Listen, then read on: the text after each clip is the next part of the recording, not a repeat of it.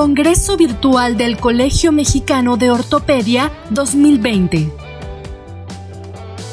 El doctor Pedro Peláez Dami es cirujano de hombro perteneciente al cuerpo médico del Centro Médico ABC. Egresado de la Universidad La Salle, tiene estudios de posgrado en cirugía de hombro en España, Canadá y Estados Unidos, en hospitales internacionales, entre los cuales se encuentran la Clínica Mayo y el MGH de la Universidad de Harvard. El doctor Peláez hablará sobre osteoartritis glenohumeral. ¿Por qué existen fallas en el diagnóstico? ¿Qué tal? Vamos a empezar la plática de hoy conociendo primero las generalidades de la enfermedad. Es una enfermedad articular crónica degenerativa que es observada con frecuencia sobre todo en la población adulta y una de las principales causas de discapacidad en todo el mundo. Por tal, es muy importante el diagnóstico, el cual nos permite un tratamiento en etapas tempranas de la enfermedad. Sin duda existe un aumento de su prevalencia en todo el mundo, lo que va a representar aproximadamente de 2 a 3 años de pérdida de la vida saludable de las personas que sufren estas enfermedades. En nuestro país es una de las 10 primeras causas que producen incapacidad y esto va a incrementar la carga económica y social en toda la población de nuestro país. Y lo peor de todo es que se espera que su frecuencia se siga elevando conforme pasan los años, y esto debido a que la esperanza de vida y las enfermedades y hábitos poco saludables que lleva a la población a tener enfermedades metabólicas, mayor accidente y demás, aumente. En cuanto a su incidencia, vemos las estadísticas de Estados Unidos porque son las más estudiadas. La década del 2000 al 2010 fue denominada la década de las enfermedades degenerativas articulares. Solo en este país, más de 131 millones de visitas hubo a los médicos conforme a estas patologías, lo que le costó a la sociedad alrededor de 215,000 millones de dólares. La artritis y los síntomas articulares crónicos van a afectar a 1 de cada 3 adultos mayores, lo que la convierte en la enfermedad más extendida en todo Estados Unidos, y esto lo podemos equiparar a nuestro país, México. Si ahora nos centramos en sí a la osteoartritis del hombro, que es el tema de nuestra plática, es importante saber que el dolor de hombro va a ser la tercera causa de consulta para todos nosotros los ortopedistas y más aún a médicos generales, que son el primer franco de batalla. Pero la osteoartritis de hombro va a presentar 1/3 de la población y pocas veces va a ser motivo de consulta. Y aquí tengo un ejemplo muy importante que pasa en mi hospital ABC, en donde se realizan aproximadamente entre 80 y 100 artroplastías de rodilla y cadera anuales. Sin embargo, las prótesis de hombro solo representan entre un 10 y un 15%, hacemos entre 10 y 15 al año entre todos los médicos.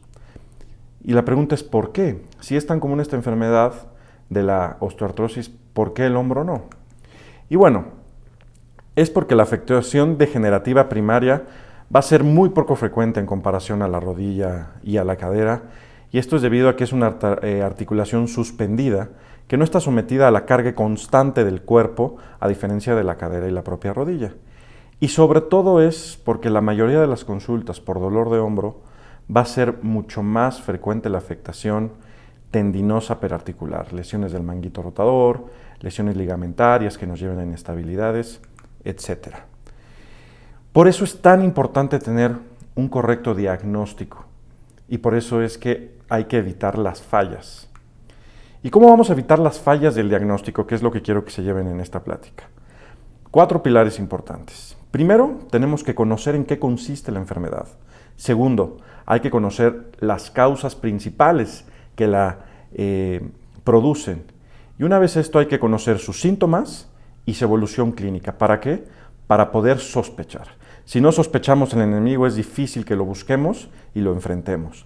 Y por último, cómo confirmar el diagnóstico de este tipo de patologías y diferenciarlas de las demás que nos producen esta tercera causa más importante de consulta en nuestros consultorios, que es el dolor de hombro.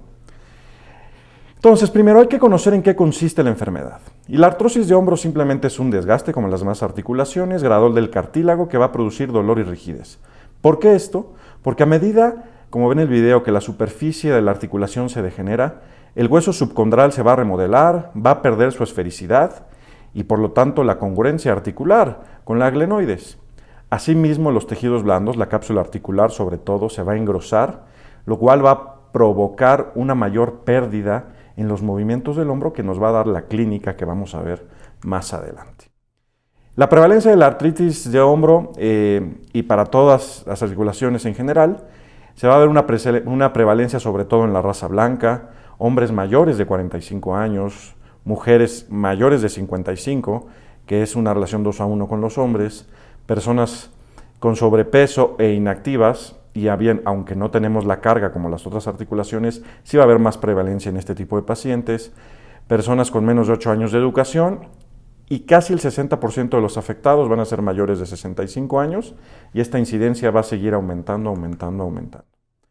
La artrosis de hombro fue descrita primera vez por el Dr. Neer en el año 61, en donde él manejaba 3 pilares, que era: vamos a encontrar pacientes con limitación de movilidad por incongruencia en las superficies articulares, que ya vimos, va a haber un ensanchamiento, pérdida de la esfericidad de la cabeza humeral, secundario a la aparición de osteofitos marginales, y usualmente el manguito rotador y el tendón de la porción larga del bíceps suelen estar conservados.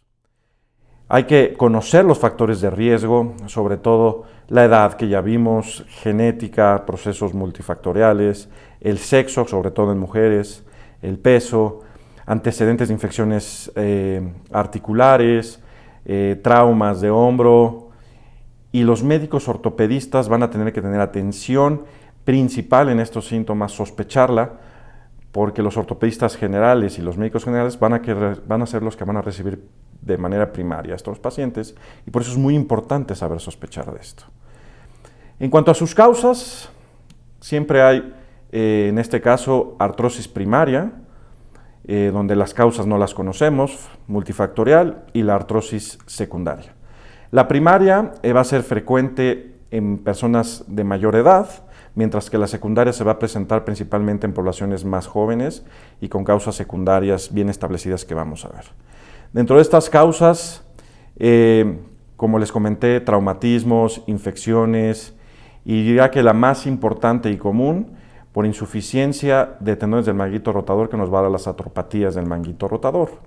En este cuadro vemos un ejemplo de cada una, las postraumáticas, fracturas, pacientes con inestabilidad, en donde han sufrido muchas luxaciones a lo largo de su vida y esta no ha sido fijada, posquirúrgicas, las propias cirugías que sirven para estabilizar el hombro, artroscopías, el proceso de la Target nos pueden llevar a artrosis de manera temprana, artropatías inflamatorias, autoinmunes como la artritis reumatoide, depósitos de cristales, medicamentos como corticoides, enfermedades metabólicas, diabetes, en pacientes con alteraciones congénitas que lleven a una displasia glenoidea, en donde hay una subluxación posterior de la cabeza humeral, y la más importante, la artropatía por insuficiencia del manguito rotador, en donde el hombro pierde una contención superior y hay elevación. Hay que conocer los síntomas, el dolor, que sobre todo puede ser nocturno, al reposo, que va a llevar a rigidez. Hay que iniciar la sospecha, sobre todo con dolor localizado fundamentalmente por la noche, en pacientes que no pueden apoyar el hombro afectado. Muy importante la exploración, tanto activa como pasiva. Los movimientos van a ser abolidos para la rotación externa y abducción, y en los casos avanzados pues puede haber derrame articular. ¿Cuál es el papel de la historia clínica y la exploración? Son fundamentales. Hay que dar qué tanto le duele al paciente, cómo ha evolucionado, y los datos como la rigidez es muy importante como un factor diferenciador, en donde en procesos reumatoides, autoinmunes, va a mejorar esta rigidez conforme hacen actividad, y cuando es un desgaste va a empeorar. Hay que tener cuestionarios de funcionabilidad sobre todo estos tres, que nos va a permitir ver cómo el paciente evoluciona a lo largo del tiempo. El dolor, sobre todo, va a ser un dolor desesperado. El paciente ya no va a poder tolerar el movimiento, va a llegar al consultorio con el brazo descansado sobre el abdomen y no va a haber cambios con el movimiento del cuello. Los movimientos van a estar limitados, tanto en las rotaciones internas como externas. A menudo va a haber una discinesia escapular. La fuerza puede ser normal. Y yo por eso me gusta la prueba anestésica de NIR. ¿En qué consiste esta prueba? La vamos a ver un poco más adelante. Y no descartar siempre que puede venir asociado con artrosis acromioclavicular, que va a ser un dolor en la parte superior del hombro que se ve hacia la cara lateral del cuello. Con estas pruebas va a aumentar el dolor. Va a ser sensible a la palpación en la manera superior, ahí justo en la articulación acromioclavicular. Se va a acompañar igual de discinesia escapular. Y va a mejorar con las pruebas de retracción escapular.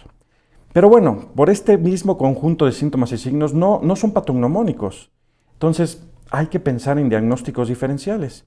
Y es por esto que el dolor inducido a la palpación de la articulación o movilización también puede sugerir bursitis, enfermedad del manguito o tendinitis del bíceps. Y la pérdida del rango movimiento pasivo y activo también va a poder ocurrir en tanto la tendinitis calcificada como la capsulitis adhesiva idiopática. Tenemos este paciente, vean cómo empieza el movimiento, es una capsulitis adhesiva, no tiene dolor en los primeros movimientos. Ahorita se va a poner de lado y vean cómo no llega, simplemente hay un tope mecánico, después del tratamiento ya lo logró hacer. Esta paciente igual una capsulitis adhesiva. Vean cómo hay un tope mecánico que no me permite moverla, sobre todo la rotación externa, porque la cápsula anteroinferior es la que se lesiona, la cara de dolor de la paciente. Y este es un paciente con artrosis donde inyecté un anestésico, ropivacaína, recordad que la lidocaína es muy condrotóxico, y vean cómo en él el manguito sí está íntegro, y vean cómo después de la inyección sí lo puede mover. Y esta es una diferencia importante con esta patología. Esta otra paciente no tiene artrosis, pero tiene un desgaste, una ruptura muy importante del manguito rotador, y después de la inyección se le quita el dolor, pero no lo puede mover. Una diferencia muy importante.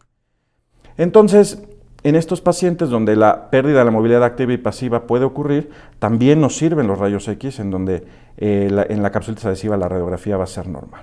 Si estos son los síntomas generales, pero no específicos, esto nos hace sospechar, y ante la sospecha hay que iniciar un protocolo de estudio. En sí, el protocolo de estudio deben ser radiografías, exploración física y en algunos datos estudios de laboratorio. Aquí se ve en la diapositiva cuáles son los porcentajes de especificidad y sensibilidad. Y bueno, ¿cuál es la utilidad de la radiografía simple? La radiografía simple convencional nos va a demostrar en la mayoría de los casos la artrosis de hombro. No voy a hablar en general de esto porque una plática posterior nos va a manejar cuáles son los datos principales. Las principales proyecciones, igual un colega mío lo va a decir en una plática posterior, pero lo que es importante es que la proyección axilar es la que nos va a decir de manera más temprana cuando el espacio articular va a estar disminuido, y en la proyección anteroposterior con una abducción de 45 grados.